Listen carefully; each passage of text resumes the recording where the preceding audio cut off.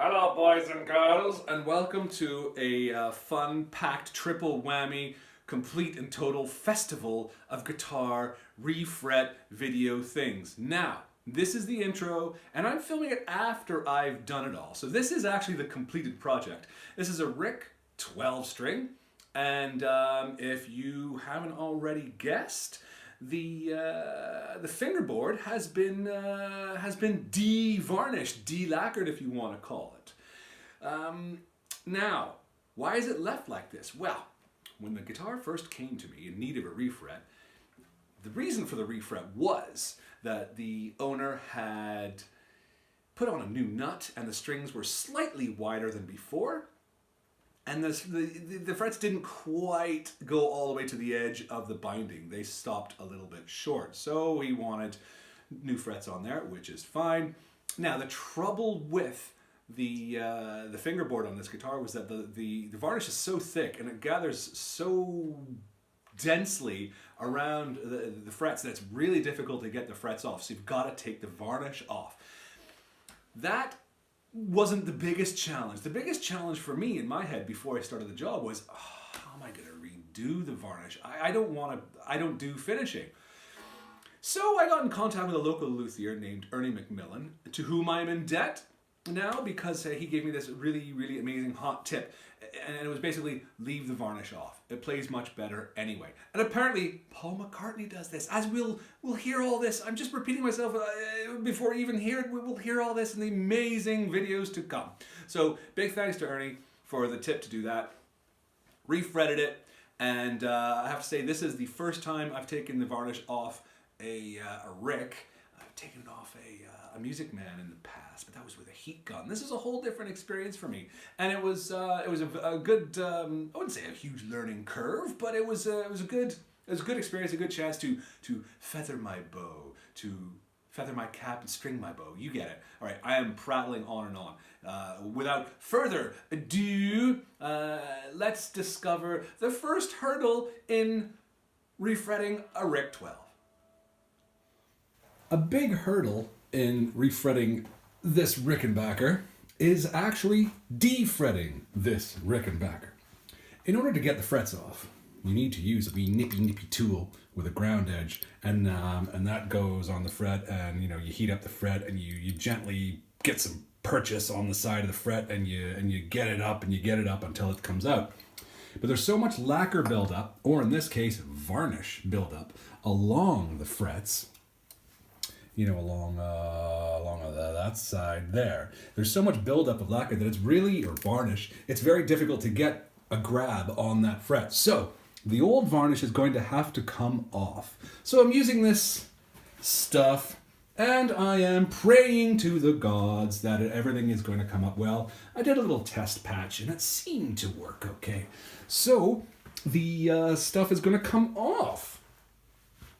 Now what you can do to remove lacquer and varnish is to use a heat gun. And I have done that in the past. But I didn't want to do it with this one because of the binding. I just didn't want to, risk melting it. I could maybe rig up a system, an elaborate system of tinfoil, as using heat shields and deflectors and all that. But really, I kind of just wanted something that was going to help me get the varnish off. The main reason I want the varnish off, as said, is to get the frets off. Once the frets are off, then I can really sort of tidy up the fretboard, maybe sand a little bit, get it nice and smooth, because I'm not counting on being able to get a scraper. Look at that rusty, horrid thing. Isn't that disgusting? I don't fancy getting, a scraper to get every last bit of varnish off until I get the frets off. So it's just going to be a case of, maybe 2 steps forward, 1 step back for a little while until the fretboard is nice and clean, and then I can fret as sort of normal, if fretting can be normal. I don't think it is normal. It's one of those things that I have to contemplate and to look at and to attack slightly differently every single time I do it. This is not a manufacturing plant. This is not an assembly line. This is an art house. Oh, shut up.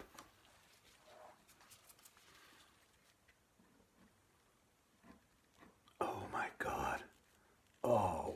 is that satisfying or is that satisfying?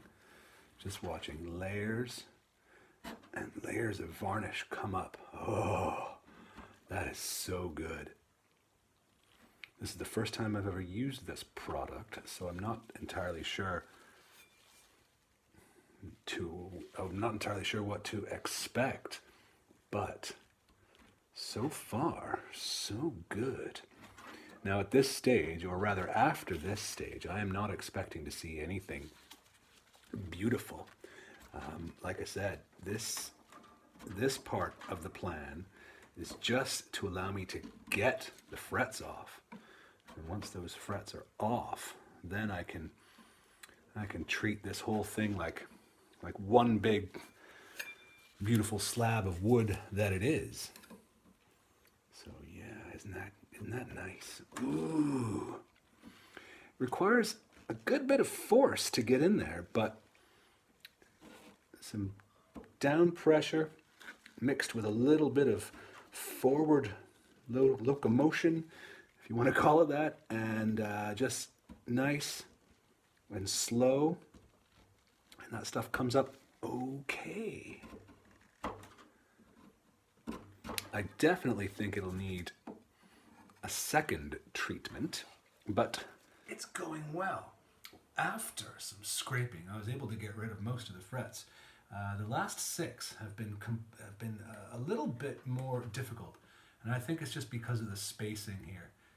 My big ugly scraper was a bit too big for the space between the frets, and that meant that I could not get rid of the varnish that had collected along the edges of the frets.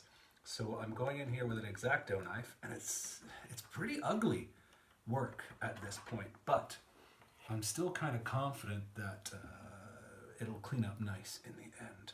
I mean, at this point, it seems like there's nothing else for it, because we've definitely passed a point of no return, so there's no sense in abandoning the job now.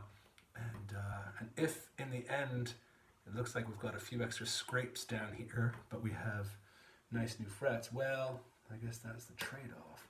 But right now I'm just digging in just to one end of the frets, just to try to get right down to the last little bit of varnish. In fact, let's see if I've done it. I've got my soldering iron all hot, and I've got my pullers here, and I've got, do I have the edge of the fret? Sometimes it takes a few goes, and the pullers themselves will actually start to lift up. They act as little sort of scissor scrapers, and that tells me that there's a bit more varnish to come up, which is actually good, because I don't want to be marring the wood with my X-Acto knife. Now, of course, I'm scraping and scraping here, getting the last few microns of finish, and I can feel that I'm getting purchase on that fret. Oh yeah, right on that end.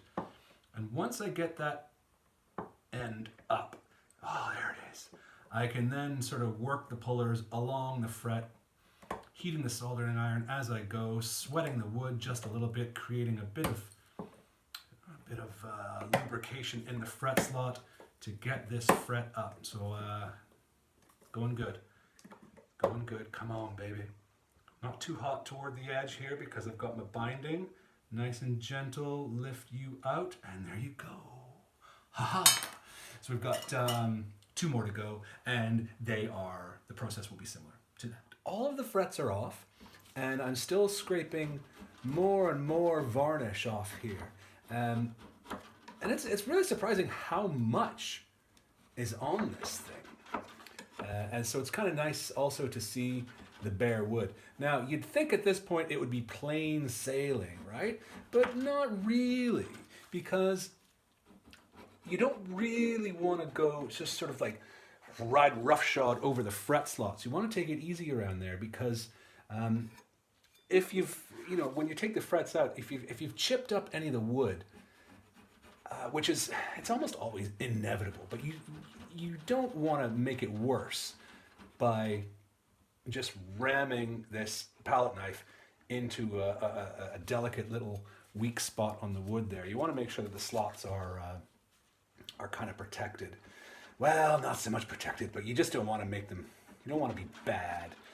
I guess really the moral of the story here, what I'm trying to say is, at no point really can you just go like, crazy. You just gotta take it easy. That's my philosophy anyway. Perhaps there are people out there more experienced at this, with this type of denuding than I, who will say, just fill your boots, give it a bit of welly, son. But not me, no, I'm Mr. Careful.